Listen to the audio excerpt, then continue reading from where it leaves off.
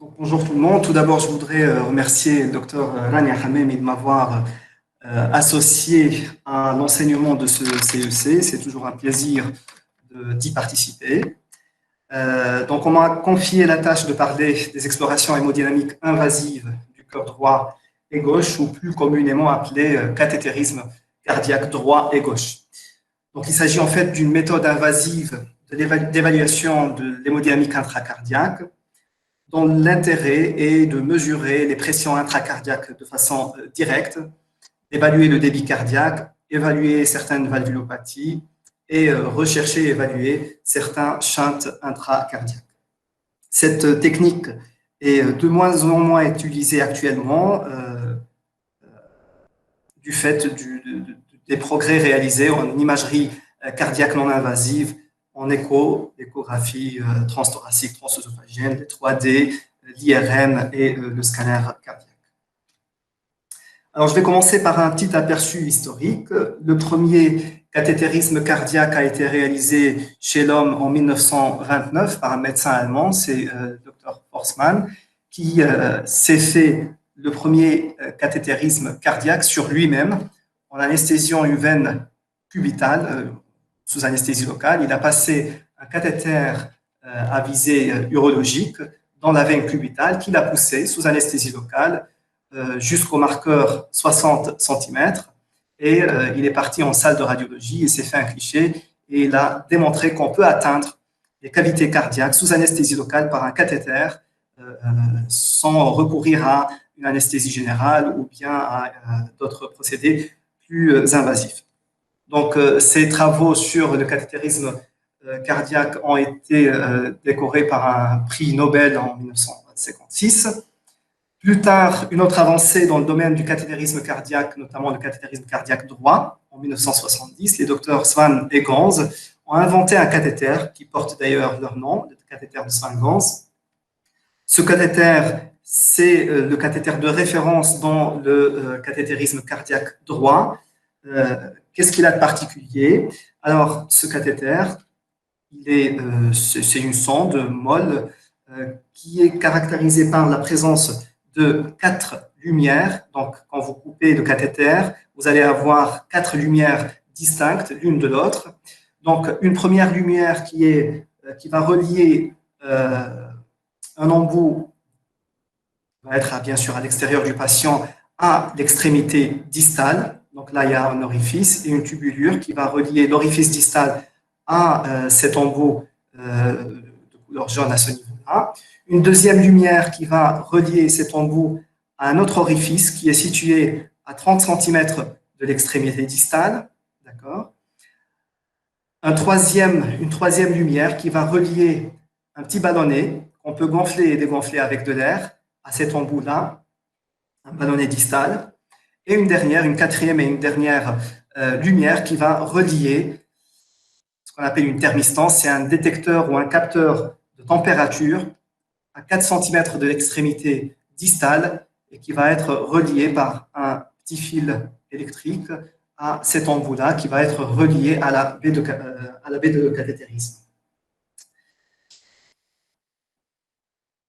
Donc, quand on fait un cathétérisme cardiaque droit, typiquement, on utilise le cathéter de Swan-Ganz. On va voir les modalités pratiques de cet examen.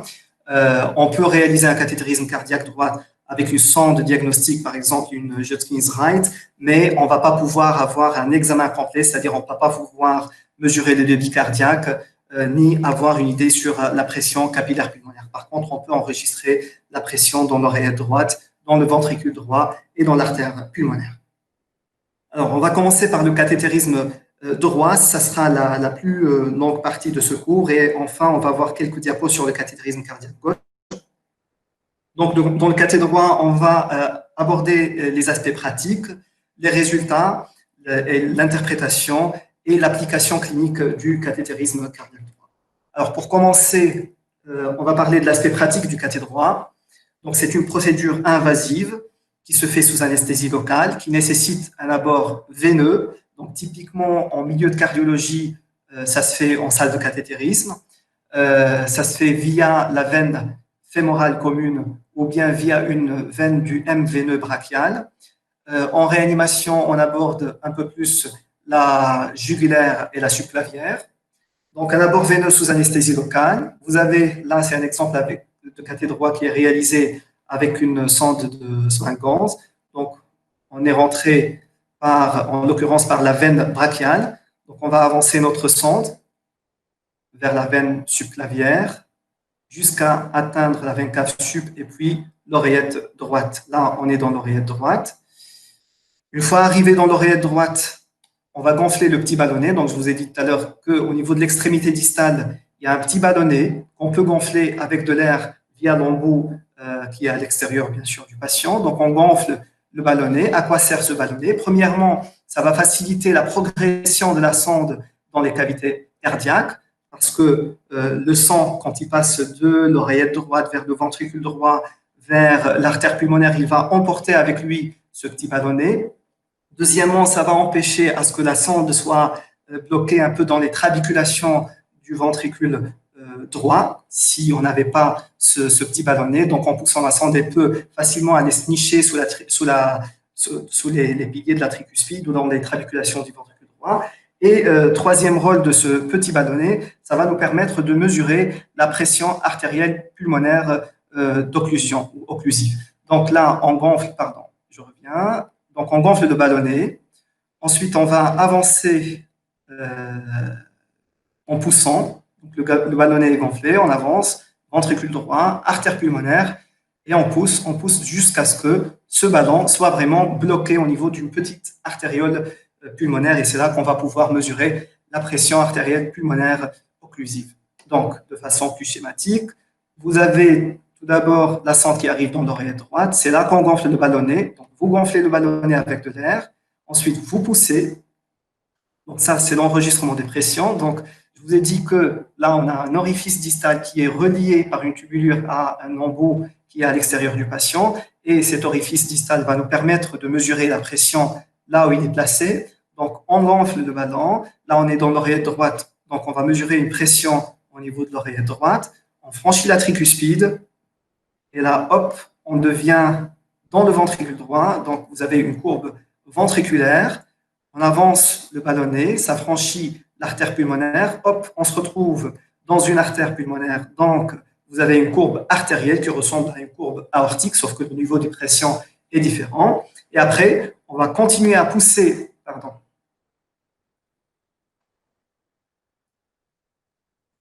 Voilà, on va continuer à pousser la sonde jusqu'à ce qu'elle soit bloquée. Wedge, en anglais, ça veut dire bloquée ou calée. Et donc, la pression bloquée, en fait, n'est que le reflet de la pression capillaire pulmonaire.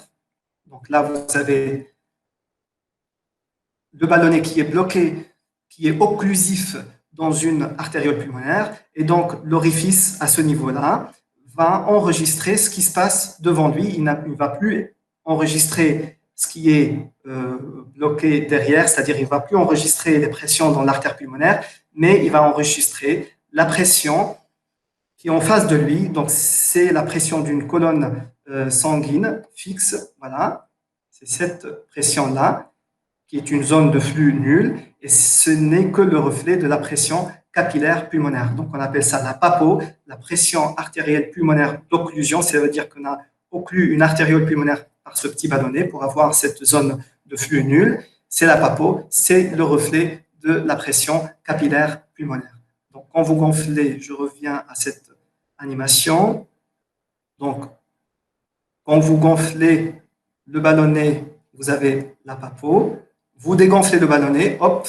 Donc, ce qui se passe ici va être enregistré par ce capteur-là, et donc on aura une pression artérielle pulmonaire. Donc, on recule un peu, on regonfle, on pousse jusqu'à avoir une pression wedge, une pression bloquée, et ce n'est que le reflet de la pression capillaire pulmonaire. Donc ça, on ne peut pas le faire avec une sonde Judkins, c'est-à-dire on ne peut pas avoir une PAPO, une pression capillaire pulmonaire, en enregistrant les pressions avec une sonde diagnostique, parce qu'on peut avoir une pression artérielle pulmonaire d'occlusion. Alors, donc, quand on fait un cathétérisme cardiaque droit, on va mesurer les pressions. Premier site de mesure de pression, c'est l'oreillette droite. Ensuite, le ventricule droit.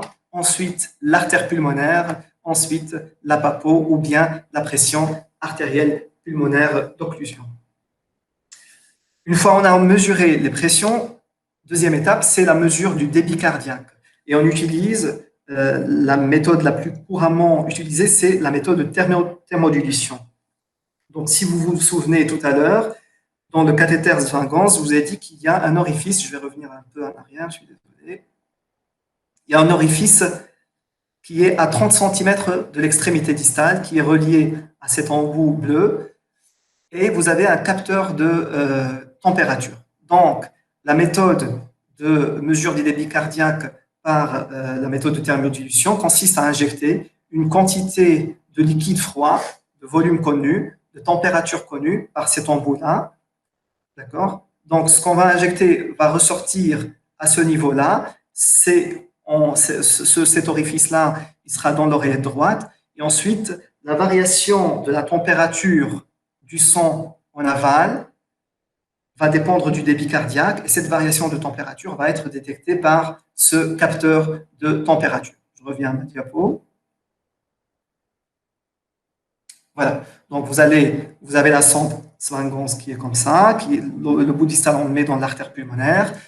Automatiquement, à 30 cm, l'orifice proximal, il va être dans l'oreillette droite. On va injecter, en général, on injecte 10 cc de sérum froid à 4 degrés. On va l'injecter d'un seul coup. Et ce bolus de liquide froid va circuler avec le flux sanguin. Et ça va entraîner un refroidissement du sang au niveau des artères pulmonaires. Ça va être détecté par ce capteur de thermistance et ça va être traduit par une courbe et la baie de Cathé va déduire le débit cardiaque par le biais de cette variation de température du sang. Donc, le cathétérisme droit, quand on fait un cathéter droit, on va enregistrer des courbes, on va les examiner, la morphologie des courbes, on va mesurer, comme je l'ai dit tout à l'heure, la pression dans l'oreillette droite, dans le ventricule droit, dans l'artère pulmonaire, la papo, mesurer les débits cardiaques. À travers ces valeurs-là, on va pouvoir déduire le niveau des résistances pulmonaires. On peut sensibiliser l'examen par des tests pharmacologiques, et je sous-entends essentiellement de tests rénaux. Il est utile dans l'hypertension pulmonaire, c'est-à-dire on fait respirer, au moment du cathéter droit, on fait respirer le patient pendant 10 minutes du monoxyde d'azote et on va regarder les modifications du niveau des pressions pulmonaires. Donc, c'est utile dans les hypertensions pulmonaires.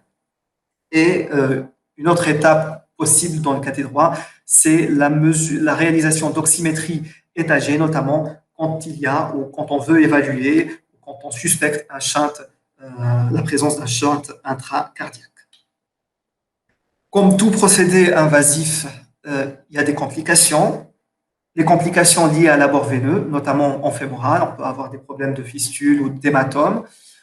Si le patient a un défibrillateur ou bien un pacemaker, il faut faire attention parce que quand on manipule la sonde Zwingans, on peut déplacer les sondes du stimulateur cardiaque. On peut avoir, en passant dans l'oreillette ou dans le ventricule, des extrasystoles ou même des tachycardies. Donc, il faut toujours garder un œil sur le scope. On peut induire un bloc de branche droit quand on passe dans le ventricule droit. Il faut faire attention si le patient a déjà un bloc de branche gauche préexistant parce qu'on peut le faire passer en BAV. Une complication qui est rare mais catastrophique, c'est la rupture de l'artère pulmonaire. Alors, comment on peut rompre une artère pulmonaire? C'est quand on met la sonde très distale et qu'on gonfle le ballonnet quand la sonde est trop distale. C'est pour ça qu'il ne faut jamais gonfler le ballonnet distal quand la sonde est trop distale dans l'artère pulmonaire.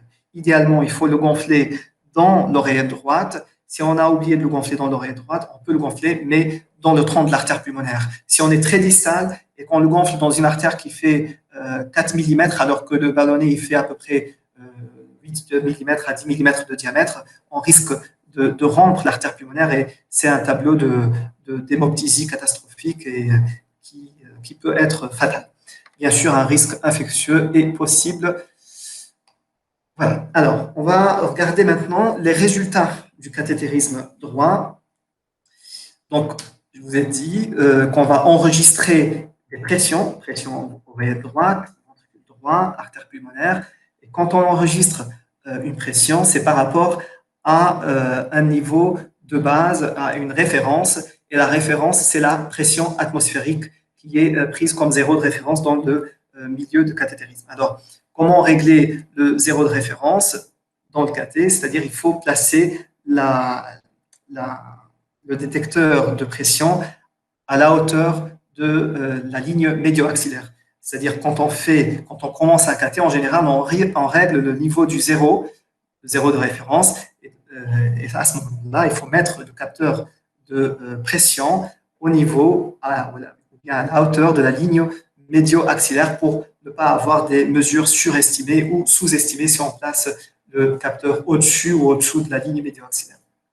Donc ça, c'est la première remarque. Deuxième remarque, c'est que les courbes de pression qu'on enregistre dans les cavités droites sont les mêmes que celles qu'on enregistre dans les cavités gauches, c'est-à-dire la courbe ventriculaire droite est semblable et comparable à la courbe ventriculaire gauche. La courbe de l'artère pulmonaire est comparable à la courbe de l'aorte. La courbe de l'oreillette droite est comparable à la courbe de l'oreillette gauche. Ce qui change, c'est le niveau de pression, parce que vous avez un niveau d'impédance artérielle qui est différent entre la circulation pulmonaire et la circulation systémique. Dans la circulation pulmonaire, les résistances sont basses, donc vous avez un niveau de pression bas. Dans la circulation systémique, les résistances systémiques sont beaucoup plus élevées, donc le niveau de pression est plus élevé, mais la morphologie des courbes, vous allez voir, ça reste comparable.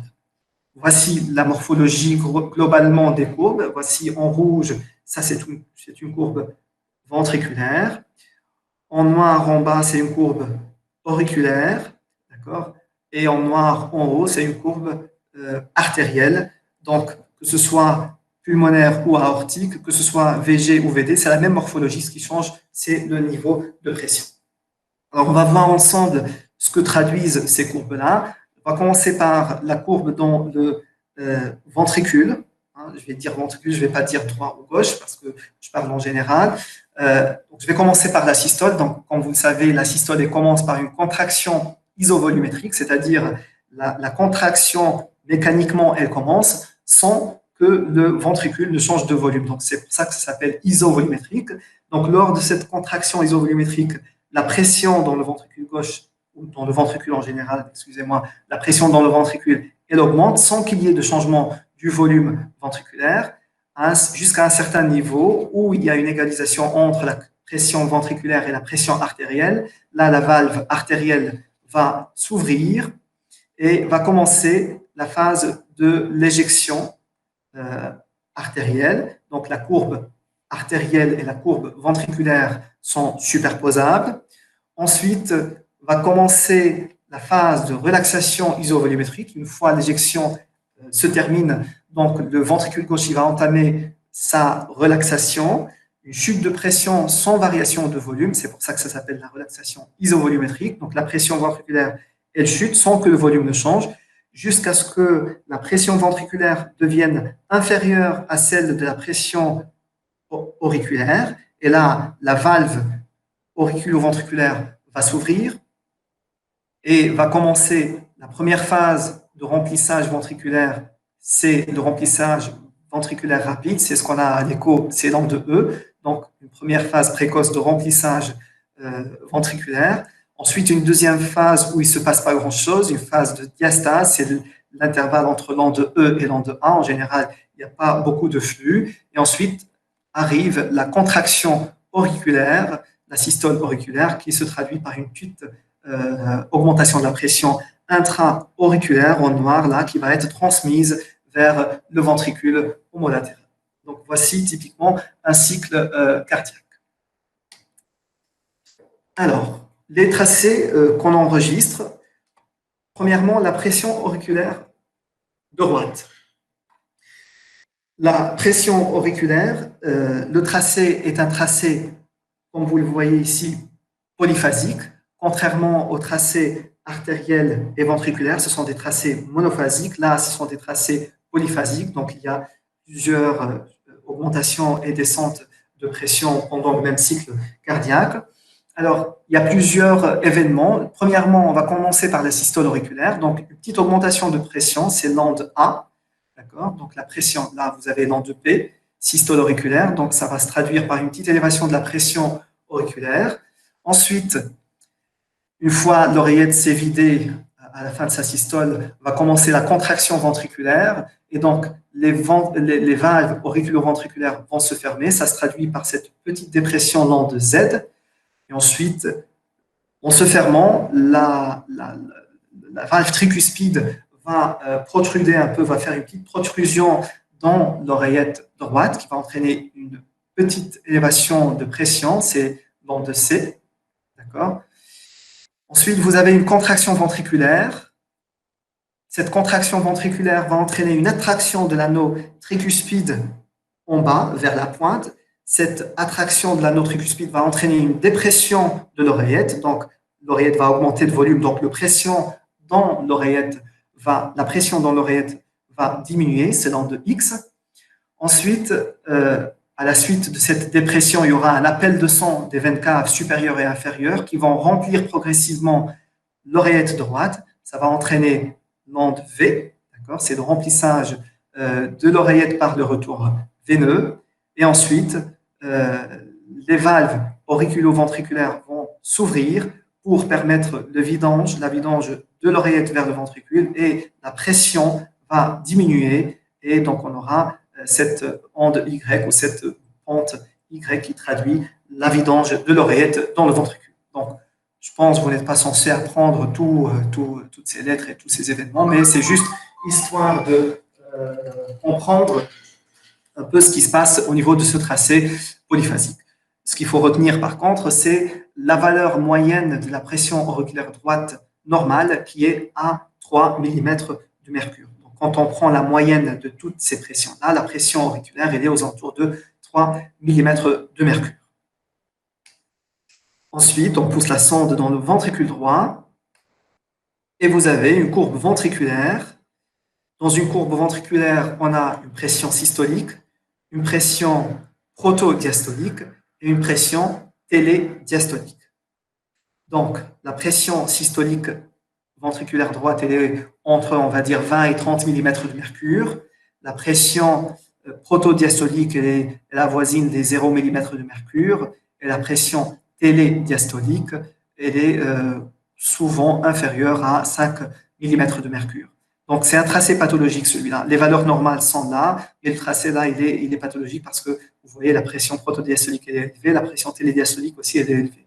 Donc, c'est un tracé pathologique, mais ce qui m'intéresse, c'est la morphologie de la courbe ventriculaire avec son aspect monophasique, avec une protodiastole, la pression dans la protodiastole. Donc, je vous conseille toujours de vous repérer sur le CG pour savoir où est-ce qu'elle est la diastole, où est-ce qu'elle est la systole.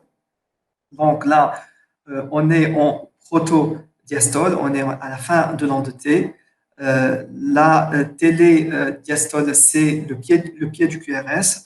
Donc la télédiastole, on est là, et la protodiastole, elle est là. D'accord? Ensuite, on pousse la sonde, on sera dans l'artère pulmonaire. Vous avez une pression artérielle pulmonaire. Vous voyez, ça ressemble à une pression aortique, sauf que le niveau de pression n'est pas le même. Là, on est aux alentours de 25 mm de mercure. Pareil, un aspect monophasique. Il n'y a plus cet aspect polyphasique comme dans l'oreillette, avec une pression protodiastolique qui est supérieure à la télédiastole. C'est ce qui fait la différence avec la pression ventriculaire. Donc, la protodiastole, elle est là. Elle est supérieure à la télédiastole qui est là. Donc, c'est un tracé artériel, en l'occurrence artérielle pulmonaire. Dans une courbe de pression artérielle, on va distinguer une pression systolique, une pression diastolique et une pression moyenne qui est en général, on regarde cet incident-là qu'on appelle l'incisure catacrote qui correspond à la fermeture des valves ventriculo-artérielle. C'est le reflet globalement de la pression moyenne. Alors, c'est quoi la pression artérielle moyenne? En fait, c'est un concept qui suppose que l'écoulement sanguin est permanent, mais non pas phasique, systole, diastole dans une artère. Donc, il suppose que l'écoulement est permanent. Donc, comme je vous l'ai expliqué, il est voisin, le niveau de pression artérielle pulmonaire est voisin de la pression, du niveau de la pression au niveau de la scissure catacrote. Quand on fait un cathétérisme cardiaque, il est mesuré directement sur la baie de cathétérisme. On l'a directement parce qu'elle calcule l'air sous la courbe. On peut le calculer de façon théorique, c'est le tiers de la somme de la systolique et du double de la diastolique. Donc, systolique plus 2 fois la diastolique, on divise par 3. On a la valeur théorique de la pression artérielle moyenne. Le niveau de la pression artérielle moyenne est important pour le calcul des résistances vasculaires, notamment des résistances vasculaires pulmonaires dans l'étude de l'hypertension pulmonaire. Ensuite, on va pousser la sonde avec un ballonnet qui est déjà gonflé jusqu'à ce que ce soit bloqué au niveau d'une petite artériole pulmonaire et on aura de nouveau une courbe polyphasique qui ressemble un peu à la courbe de l'oreillette droite et ça reflète la pression capillaire pulmonaire et cette pression capillaire pulmonaire reflète aussi la pression auriculaire gauche. Donc la papo, c'est le reflet de la pression de l'oreillette gauche et on aura une valeur moyenne et la moyenne, la pression capillaire pulmonaire moyenne normale doit être inférieure à 12 mm de mercure. Voici un tableau récapitulatif des niveaux de pression normaux, oreillette droite, avec les incidents hémodynamiques qu'on a vus, les valeurs de pression, le ventricule droit, systole, protodiastole, télédiastole, artère pulmonaire et capillaire gauche avec une moyenne qui ne doit pas dépasser les 12 mm de mercure. Donc voilà, la mesure du débit cardiaque, je vous ai expliqué le principe, injection d'un bolus de liquide froid qui va entraîner une variation de la température du sang qui sera captée par la thermistance située à 4 cm du bout distal de la sonde. On fait en général 3 mesures successives, un peu plus si le patient est en fibrillation atriale, et ça nous permet d'avoir une idée sur des débits cardiaques. Cette méthode, elle est surestimée s'il existe une fuite tricuspide importante, ou bien si elle n'est pas, et aussi elle n'est pas valable quand il y a un shunt intracardiaque. Il y a d'autres procédés pour évaluer le débit cardiaque. Le débit cardiaque qu'on rapporte à la surface corporelle, idéalement, va nous donner l'index cardiaque qui est plus précis. Donc, c'est le débit cardiaque par la surface corporelle. Ça s'exprime en litres par minute par mètre carré. Et la normale est aux alentours de 3,5, plus ou moins 0,3 litres par minute par mètre carré de surface corporelle. À partir des mesures qu'on a déjà faites, des mesures de pression et de mesures du débit cardiaque, on va pouvoir calculer les résistances vasculaires pulmonaires totales. Donc, les résistances vasculaires pulmonaires totales, c'est la PAP moyenne moins la PAPO qu'on divise par le débit cardiaque. Et normalement, le niveau de résistance pulmonaire est inférieur à 3 unités Wood. Alors, ça, c'est le côté pratique du cathétérisme droit et les résultats normaux d'un cathétérisme droit. Je ne sais pas s'il y a des questions avant d'avancer. Tout le monde est là, je vais voir le chat. Bon, a priori, je n'ai pas de questions, donc je continue à avancer. Vous pouvez mettre vos questions sur la partie chat et je vais regarder de temps à autre cette partie-là. Alors, maintenant, les applications cliniques du cathétérisme droit.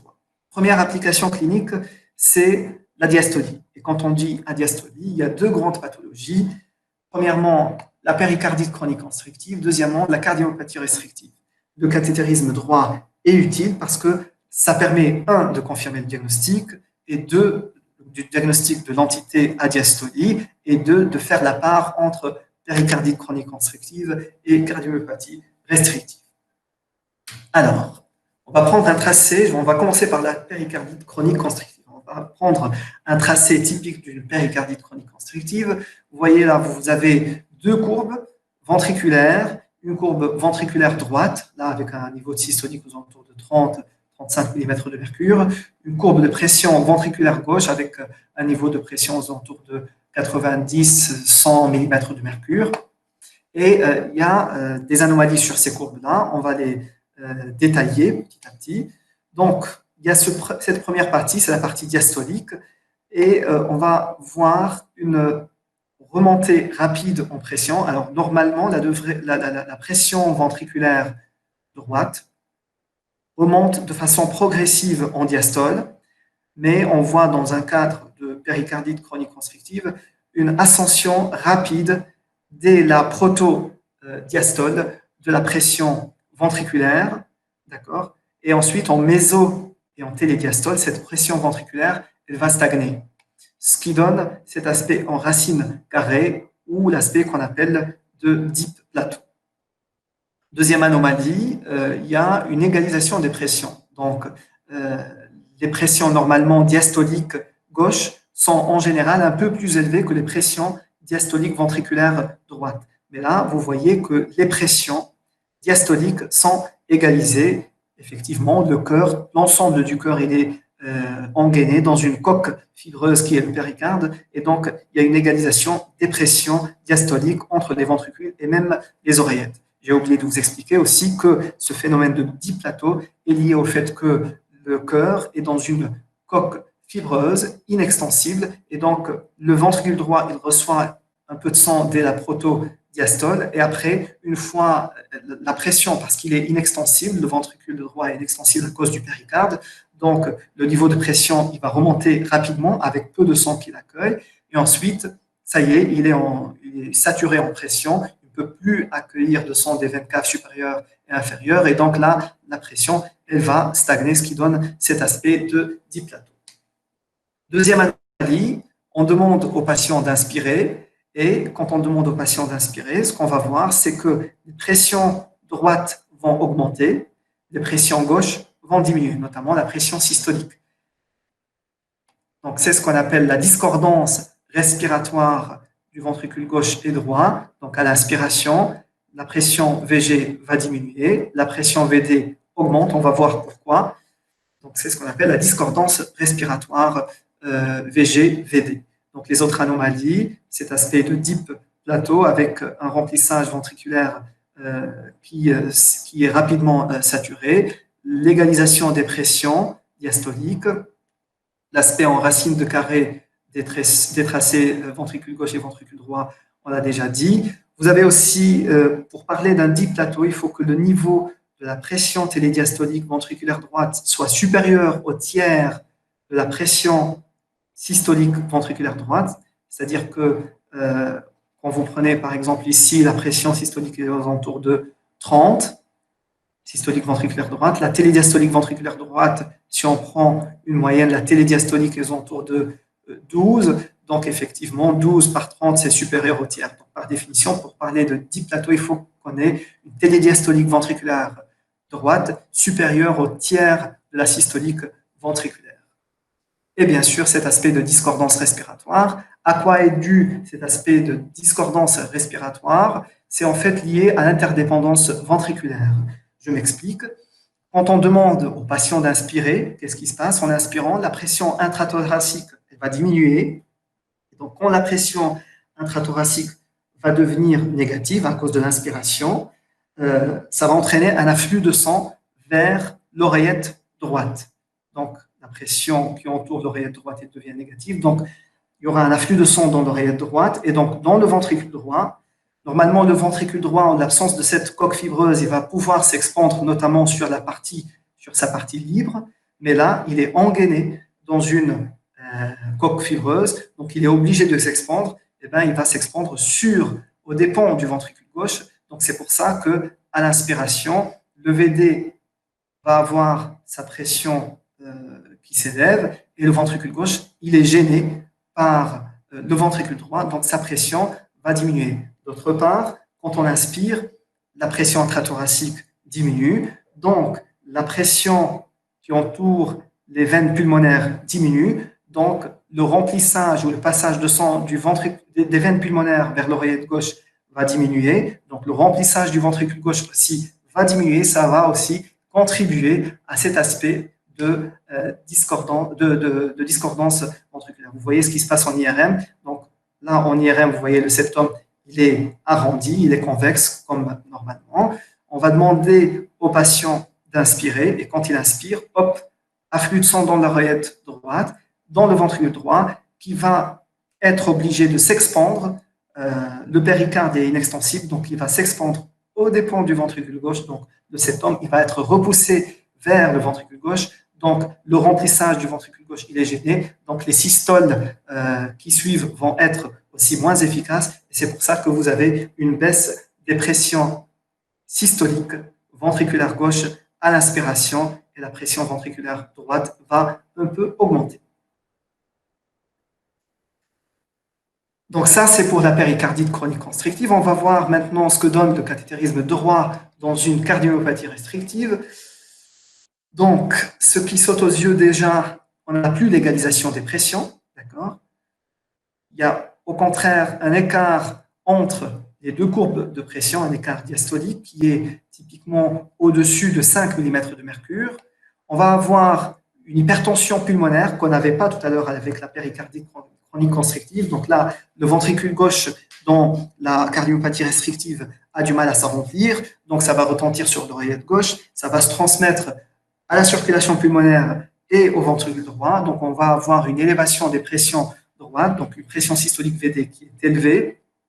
Et à l'inspiration, on n'a plus l'aspect de discordance entre le VG et le VD. Ça bouge dans le même sens. Donc quand on inspire, on a une variation des courbes des pressions systoliques ventriculaires gauche et droite dans le même sens. Donc, ça récapitule les différentes données hémodynamiques de la cardiopathie restrictive, concordance respiratoire des tracés VG-VD, un écart entre les deux courbes diastoliques, entre les niveaux de pression diastolique ventriculaire gauche et ventriculaire droit, une élévation de la pression systolique ventriculaire droite qui avoisine les 60 mm de mercure à ce niveau.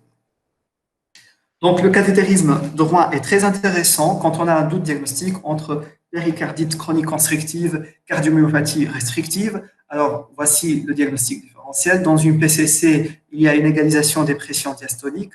L'aspect de diplateau, on a un aspect de diplateau avec une télédiastolique ventriculaire supérieure au tiers de la systolique ventriculaire de droite, bien sûr, une discordance respiratoire des tracés VGVD et une pression pulmonaire systolique normale ou bien peu élevée, contrairement à la cardiomyopathie restrictive, où il y a un écart entre le niveau des pressions diastoliques ventriculaires droit et gauche, il n'y a pas l'aspect de diplateau, il y a une concordance respiratoire des tracés VG et VD et une hypertension pulmonaire est souvent présente.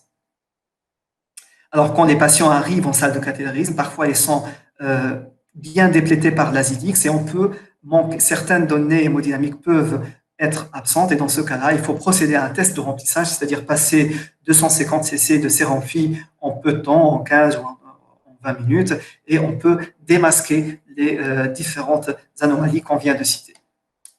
Alors, quand on revient aux recommandations, je pense que c'est les recommandations de la péricardite. Le cathétérisme droit est indiqué devant un tableau d'adiastolie quand on n'arrive pas à faire le diagnostic définitif d'une construction par les moyens non invasifs. Aujourd'hui, je pense qu'on dispose de l'IRM, du scanner, on peut faire plus facilement le diagnostic de construction, c'est-à-dire si vous avez un patient avec une échographie évocatrice de PCC, avec une coque fibreuse calcifiée au scanner cardiaque, je pense qu'on peut se passer du cathétérisme droit puisqu'on a un diagnostic certain d'une constriction péricardique. Deuxième entité clinique où le cathétérisme droit est intéressant, c'est l'hypertension pulmonaire. Alors, on définit une hypertension pulmonaire par une pression artérielle moyenne au-dessus de 25 mm de mercure. Le cathétérisme droit est utile pour confirmer certaines classes d'hypertension pulmonaire, pour tester la vasoréactivité du lit pulmonaire par le test ONO. Et le cathé droit est aussi intéressant pour faire la part entre une hypertension pulmonaire précapillaire et postcapillaire. Donc, vous avez ce tableau-là dans les recommandations sur l'hypertension pulmonaire de 2016. Vous avez la définition de l'hypertension pulmonaire qui est définie par une PAP moyenne supérieure à 25 mm de mercure. On dit qu'une hypertension pulmonaire est précapillaire quand la PAP moyenne est au-dessus de 25 mm de mercure et la pression pulmonaire d'occlusion, ça, c'est le W de Wedge, c'est la PAPO, est inférieure à 15 mm de mercure. Ça veut dire qu'il n'y a pas d'hyperpression au niveau du lit capillaire. En effet, le problème là est précapillaire au niveau des artérioles pulmonaires. Donc, une pression capillaire pulmonaire inférieure à 15 mm de mercure. Et on va retrouver les classes 1, 3, 4 et 5 de l'hypertension pulmonaire. L'hypertension artérielle pulmonaire, l'hypertension pulmonaire liée aux problèmes bronchopulmonaires, l'hypertension pulmonaire thromboembolique et la classe 5 des hypertensions pulmonaires. On parle d'hypertension pulmonaire post-capillaire quand, bien sûr, on a une hypertension pulmonaire plus une PAPO supérieure à 15 mm de mercure. Donc là, la pression dans le capillaire pulmonaire est élevée et c'est souvent lié à une cardiopathie gauche. Donc, c'est des hypertensions pulmonaires classe 2 qui entraînent cette élévation qui retentit sur le capillaire pulmonaire et par la suite sur les pressions pulmonaires. Alors, est-ce qu'on dit hypertension pulmonaire ou bien hypertension artérielle pulmonaire? On dit hypertension pulmonaire pour parler de toute hypertension pulmonaire avec une PAP moyenne supérieure à 25 mm de mercure. L'hypertension artérielle pulmonaire, c'est une classe des hypertensions pulmonaires, c'est une famille des hypertensions pulmonaires où l'origine et l'étiologie de l'hypertension est liée au niveau des petites artères pulmonaires. Donc, vous voyez la classification citée sur les recommandations de l'ESC. Vous avez les 5 classes de l'hypertension pulmonaire. Donc, tout ça, c'est de l'hypertension pulmonaire. La classe 1, c'est l'hypertension artérielle pulmonaire avec des connectivites, des infections par HIV, les hypertensions pulmonaires secondaires à une hypertension portale ou bien à certains médicaments. D'accord? Donc, c'est ça l'HTAP. Ensuite, vous avez la classe 2 liée aux cardiopathies gauche, la classe 3 liée aux problèmes ventilatoires ou bronchopulmonaires, si je peux dire, la classe 4 d'origine thromboembolique et la classe 5 avec diverses étiologies. Alors, devant une hypertension pulmonaire, quand est-ce qu'un cathé droit est indiqué? Alors, il est indiqué pour confirmer le diagnostic d'une hypertension pulmonaire du groupe 1 et pour évaluer la réponse au traitement. Voilà, vous avez cette recommandation ici pour évaluer la réponse au traitement dans les hypertensions artérielles pulmonaires. Il est recommandé aussi quand on envisage une transplantation poumon ou cœur-poumon, donc on doit faire un cathé droit afin d'évaluer les pressions de remplissage, les pressions capillaires pulmonaires, le débit cardiaque, tout ça. Donc, si on envisage une transplantation pour un patient qui a une classe 2 ou 3, et il est indiqué aussi dans les hypertensions pulmonaires thromboemboliques, donc le groupe 4, afin de confirmer le diagnostic et de guider un peu les décisions thérapeutiques. Le cathé droit, il a aussi un intérêt pronostic, puisque, vous voyez, parmi les marqueurs pronostiques devant une hypertension artérielle pulmonaire, on a des paramètres hémodynamiques. Et les critères de mauvais pronostic sont une élévation de la pression auriculaire droite à plus de 14 mm de mercure, un index cardiaque bas, inférieur à 2 litres par minute par mètre carré, ou bien une saturation veineuse d'oxygène inférieure à 60%. Autre intérêt pour le cathé droit dans les hypertensions pulmonaires, c'est le test de vasoréactivité. Alors, comment ça se passe? Donc, en salle de cathé, on fait le cathé droit. Une fois on a terminé la mesure des pressions du débit cardiaque, on va mettre un masque sur le nez du patient. On y passe du monoxyde d'azote. Le patient il va respirer du monoxyde d'azote pendant une dizaine de minutes et après, on reprend les mesures de pression et on reprend les mesures du débit cardiaque et un test ONO est considéré comme positif quand la PAP moyenne diminue de plus de 10 mm de mercure et atteint un niveau inférieur à une PAP moyenne inférieure à 40 mm de mercure sans modification du débit cardiaque. En quoi est utile ce test de vasoréactivité? C'est utile pour essayer un peu de prédire quel patient pourrait être traité avec les inhibiteurs calciques. D'accord? Donc, ça prédit un peu la réponse au traitement par inhibiteur calcique des hypertensions artérielles pulmonaires. Donc, le gaz qu'on utilise, c'est le monoxyde d'azote. Troisième entité clinique dans laquelle le cathé droit pourrait être utile, c'est les valvulopathies. Pourquoi c'est important? Parce que ça nous permet de mesurer le débit cardiaque et à partir du débit cardiaque, on va déduire les surfaces valvulaires. Deuxièmement, ça nous permet aussi de mesurer le niveau de pression pulmonaire et de préciser en cas d'hypertension pulmonaire si cette hypertension pulmonaire est liée vraiment à la valvulopathie gauche, donc l'hypertension uniquement post-capillaire, ou bien si c'est précapillaire, par exemple, un patient peut être BPCO ou peut avoir un SAS qui peut entraîner une hypertension pulmonaire en plus de sa cardiopathie gauche. Donc, ce qu'il faut savoir, c'est que dans les valvulopathies, le cathétérisme droit, on ne le réalise que très peu, notamment en Tunisie. Faute de, si je peux dire, faute de moyens, parce que les sondes Swangan sont assez chères, parce que souvent en échographie et avec les autres examens de TO, on a souvent un diagnostic positif et un diagnostic de sévérité et de retentissement qui sont suffisants pour pouvoir aboutir à une indication opératoire. Mais ce qu'il faut savoir, c'est qu'il y a parfois certains cas litigieux où le cathé droit pourrait nous aider. Par exemple, un patient qui a 70 ans, obèse, qui est BPCO et qui a un rétrécissement aortique avec une hypertension pulmonaire.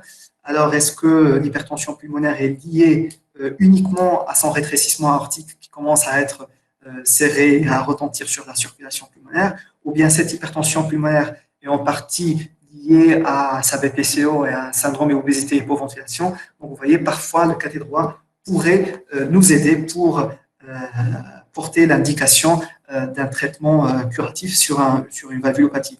Il ne faut pas oublier que parfois, on va indiquer un geste sur une valve, notamment la valve mitrale, uniquement parce qu'on a une hypertension pulmonaire en échographie. Donc, le patient est peu symptomatique, mais quand on a une hypertension pulmonaire au-dessus de 60 mm/Hg, c'est une indication opératoire. Donc là, il ne faut pas se tromper. Et si on a un doute, un cathé droit peut nous donner une évaluation précise et directe du niveau des pressions pulmonaires. Alors, je vais parler maintenant du cathétérisme gauche. Alors, je vais regarder si j'ai des questions sur le chat. Alors, je vais répondre à une question avant d'avancer. Est-ce que la différence entre hypertension pulmonaire et HTAP se fait juste par les éthologies ou bien il y a des critères hémodynamiques qui permettent de faire la différence?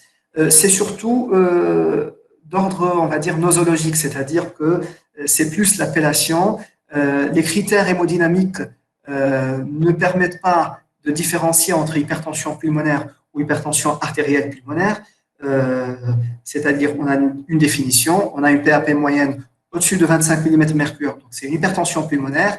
Après, on a le niveau de PAPO, on va savoir si c'est une hypertension pulmonaire pré-capillaire ou post-capillaire. Si c'est post-capillaire, bon, c'est souvent le cœur gauche. Si c'est pré-capillaire, ben, est-ce que c'est une HTAP ou bien est-ce que c'est une hypertension pulmonaire d'origine thromboembolique ou bien est-ce que c'est une hypertension pulmonaire liée à une BPCO? Ça, on ne peut pas faire la différence sur uniquement les données hémodynamiques. Là, vont rentrer en compte les données, bien sûr, cliniques du patient, les antécédents et tout ça.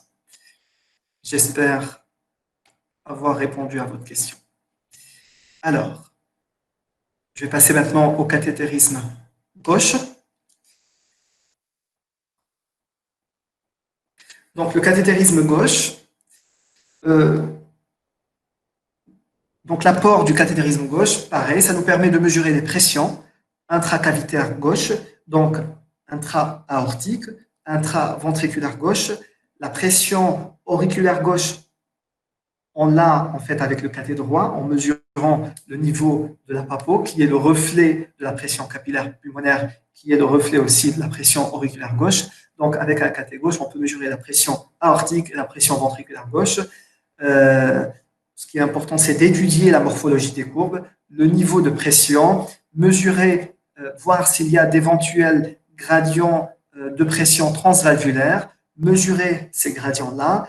On peut en déduire des surfaces valvulaires, bien sûr en ayant déjà calculé le débit cardiaque.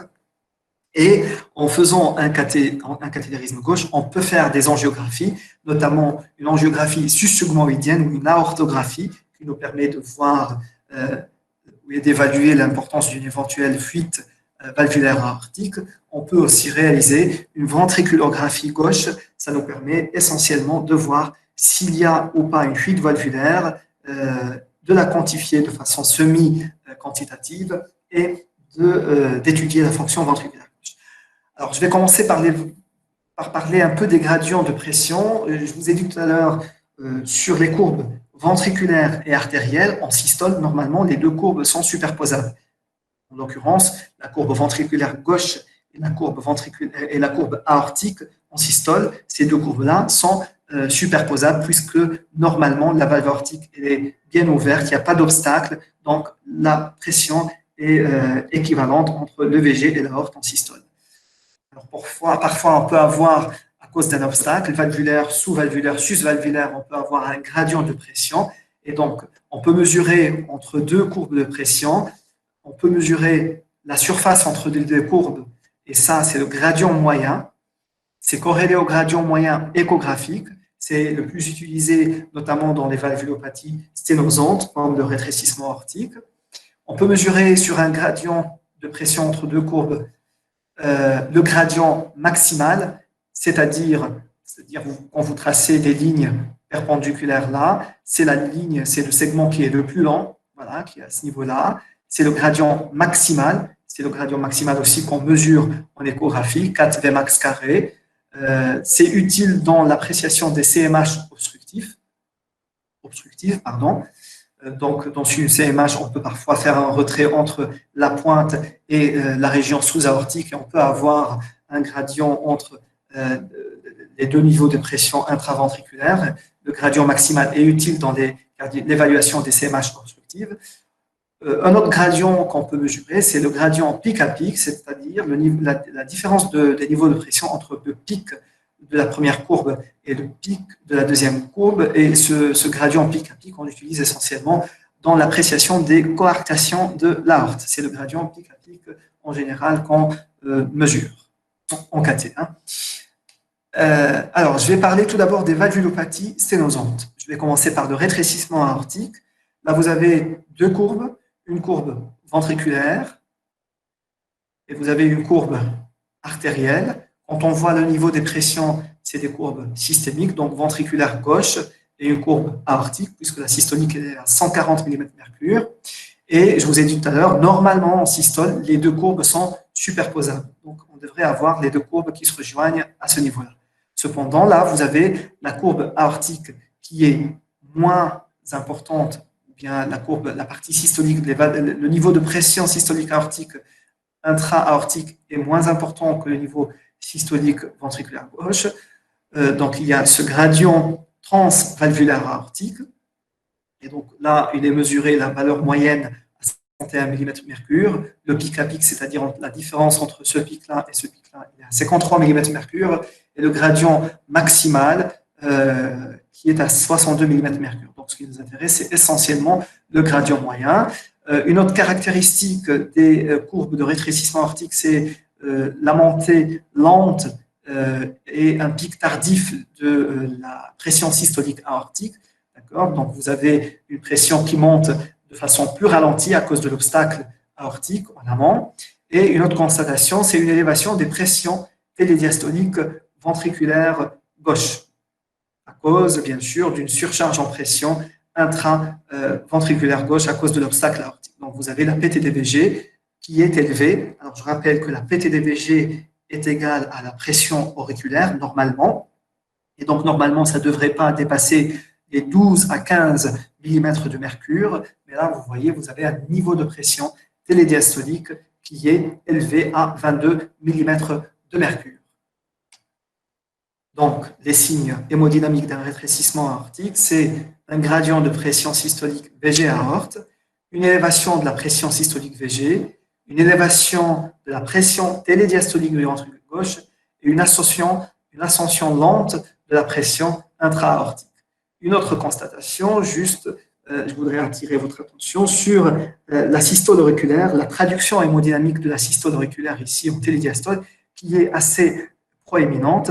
En effet, quand il y a un rétrécissement aortique, la pression intra-VG va augmenter et donc la systole auriculaire va contribuer encore plus au remplissage ventriculaire gauche parce que la pression intraventriculaire gauche est élevée, donc le remplissage passif se fait moins bien que sur un VG qui n'est pas en surcharge, et donc la systole auriculaire va être plus contributive au niveau de la pression et elle va être plus traduite un peu plus intensément sur la courbe de pression. C'est pour ça que les patients qui ont un rétrécissement aortique et qui font un passage en ACFA, ils perdent leur systole auriculaire, donc ils perdent cette contribution hémodynamique au remplissage ventriculaire gauche et c'est souvent mal toléré par les patients qui ont un rétrécissement aortique serré. Je parle bien de la fibrillation auriculaire.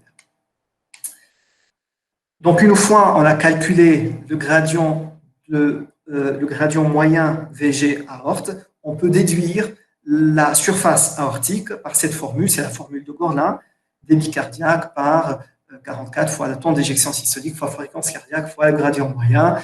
Donc, en général, c'est calculé de façon automatique par la baie de cathétérisme.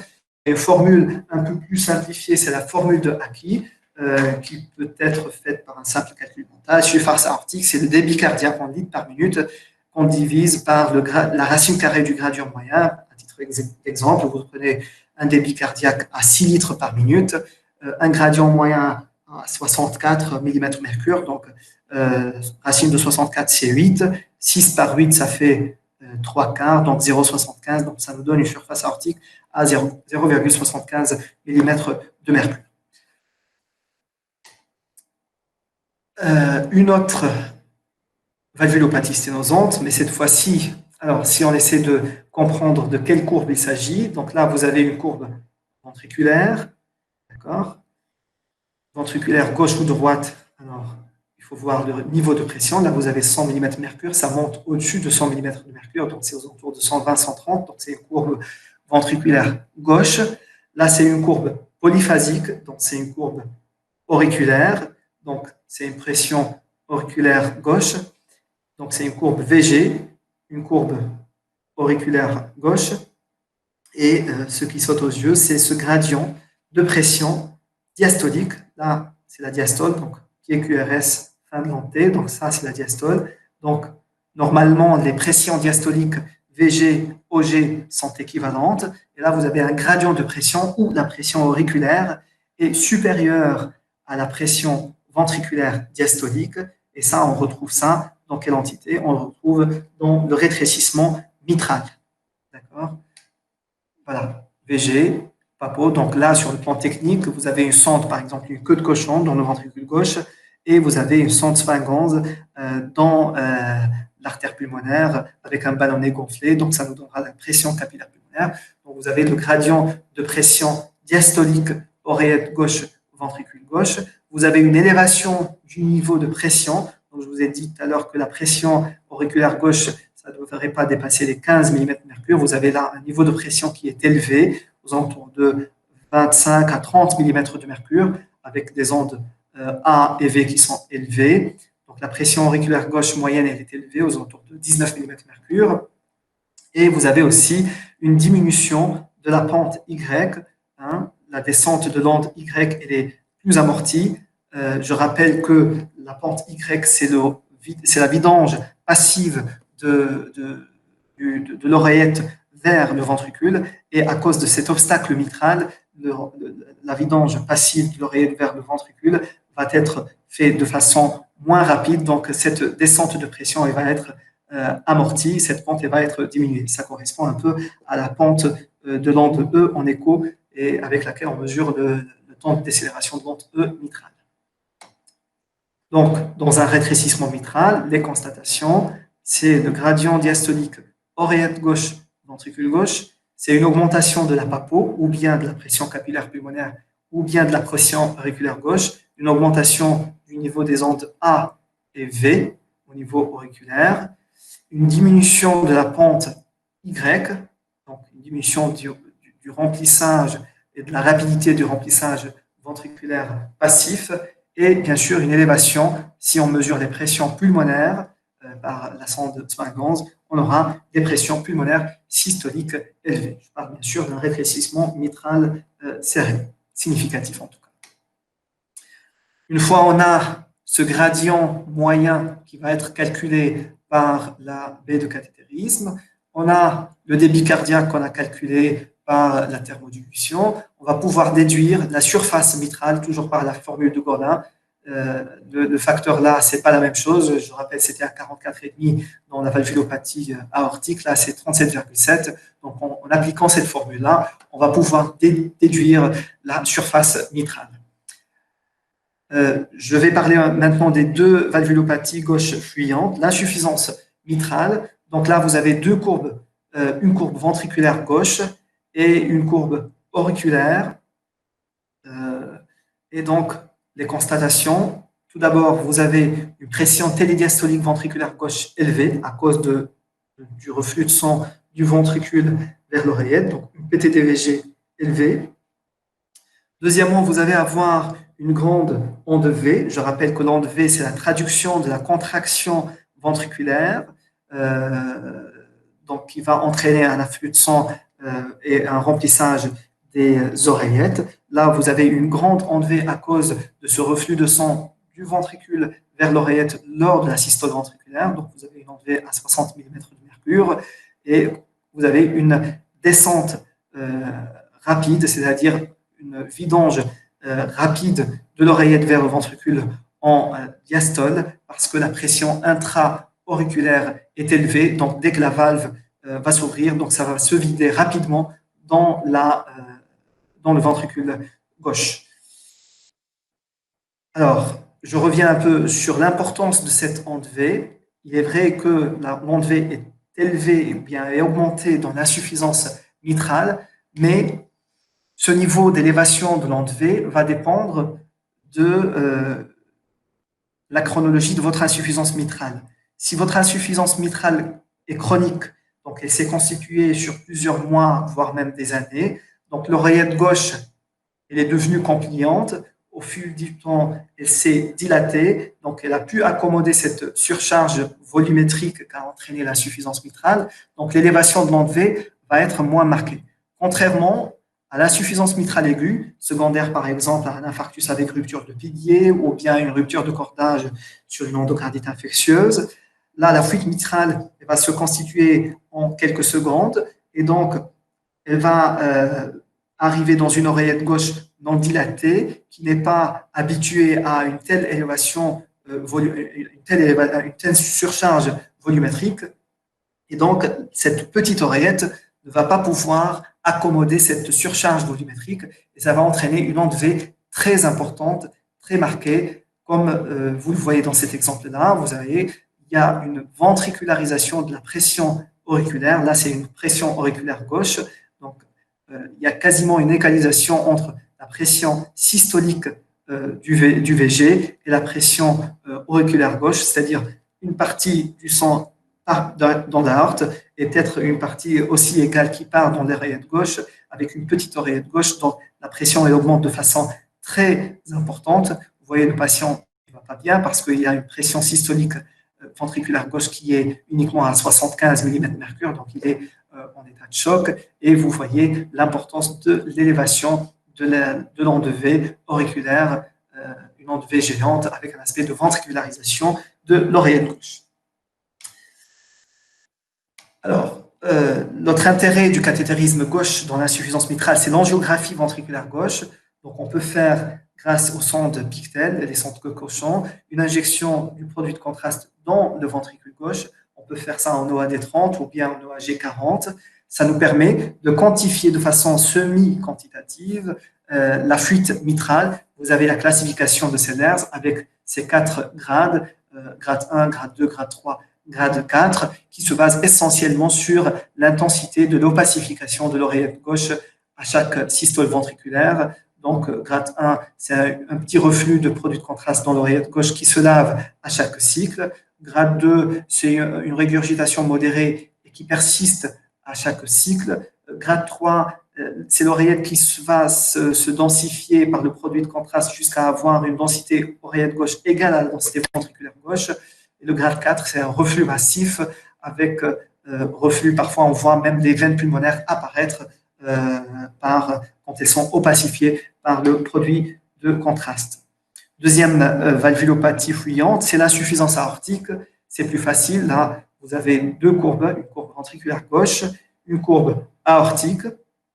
Et les signes qu'on connaît tous de l'insuffisance aortique, c'est l'élargissement de la différentielle aortique par essentiellement une baisse de la diastolique aortique, en dessous de 60 mm/Hg, une augmentation de la pression systolique aortique par cette hyperdébit qu'on voit dans les fuites aortiques importantes.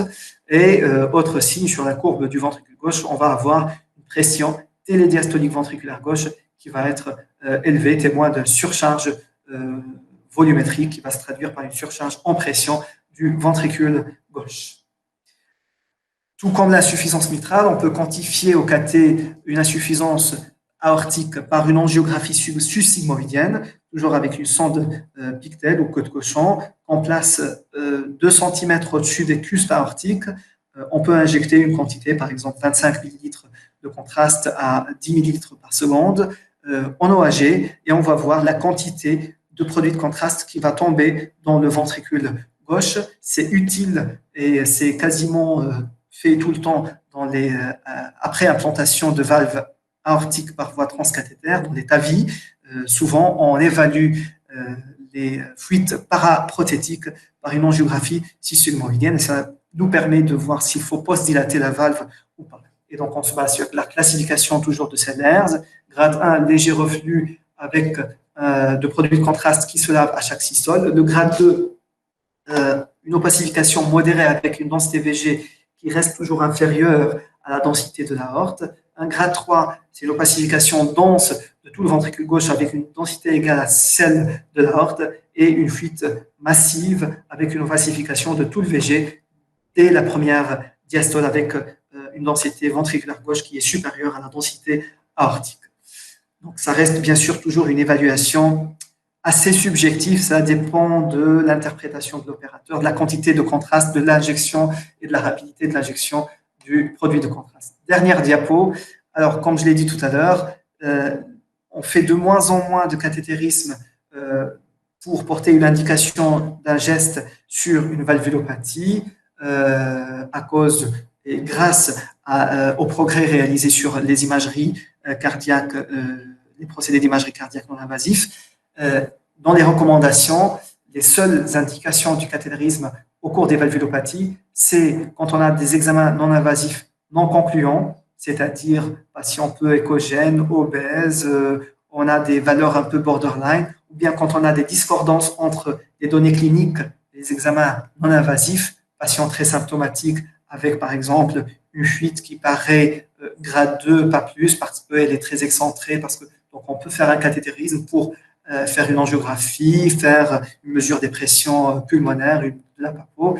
Et enfin, quand la PAPS est le seul critère qui indique un traitement chirurgical, notamment dans la fuite mitrale ou bien dans la sténose mitrale, si le patient est asymptomatique et qu'il a une hypertension pulmonaire en écho, on peut porter une indication opératoire, mais vaut mieux vérifier le niveau de pression pulmonaire par un cathé avant d'indiquer formellement un geste curatif sur la valve mitrale. Voilà, je pense que c'était ma dernière diapositive.